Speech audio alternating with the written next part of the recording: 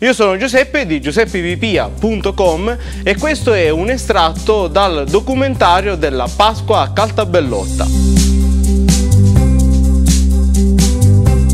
Mentre i ragazzi preparano le statue del Cristo risorto, della Madonna e di San Michele, nelle case si preparano le pietanze per il pranzo di domenica.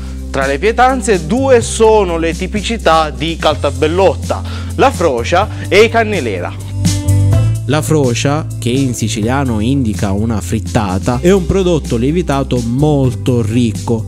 Ogni quartiere, ogni famiglia ha la propria ricetta, nonostante la base sia sempre composta da mollica di pane, uova, preferibilmente in numero dispari, e nepetella, già conosciuta dai romani e che cresce spontanea tra le rocce di Caltabellotta. Tra gli altri ingredienti a scelta vi sono il primo sale grattugiato o la ricotta, i germogli di aglio, le punte di asparagi o le fave e i piselli.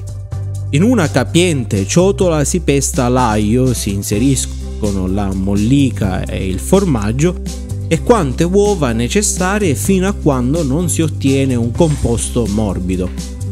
Si copre con un coperchio e, dopo aver fatto riposare il composto per tutta la notte, si aggiungono le punte di asparagi e le foglie di nepetella appena spezzate. Infine un pizzico di bicarbonato e si pone nel forno fino a quando non è ben dorata.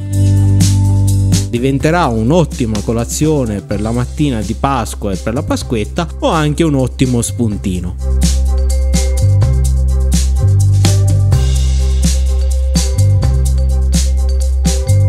I cannelera invece sono una variante del biscotto più noto come pupu con l'uovo o pupazzo con l'uovo.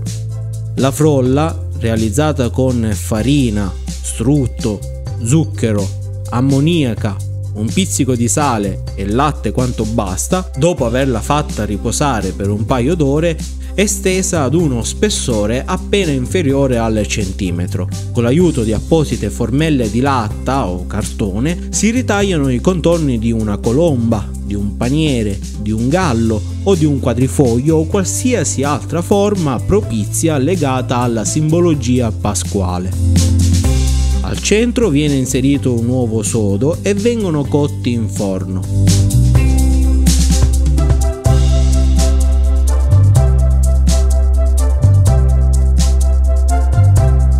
Quando saranno freddi si colora l'uovo di rosso e successivamente con lo zucchero impalpabile, l'albume d'uovo ed alcune gocce di limone si realizza la velata per realizzare i decori e soprattutto coprire la frolla del canneleri, donandogli un aspetto quasi regale. Un tempo tra i bambini si faceva a gara a chi avesse il cannelere più bello da far benedire alla messa di mezzogiorno della domenica di Pasqua prima dell'incontro. Oggi decorano le tavole imbandite per il pranzo. Se non volete cimentarvi nella loro artistica preparazione, i cannelera si trovano già pronti nei panifici di Caltabellotta. Per vedere il resto del documentario cliccate sul link in alto alla vostra destra oppure sul primo link nella descrizione qui sotto al video.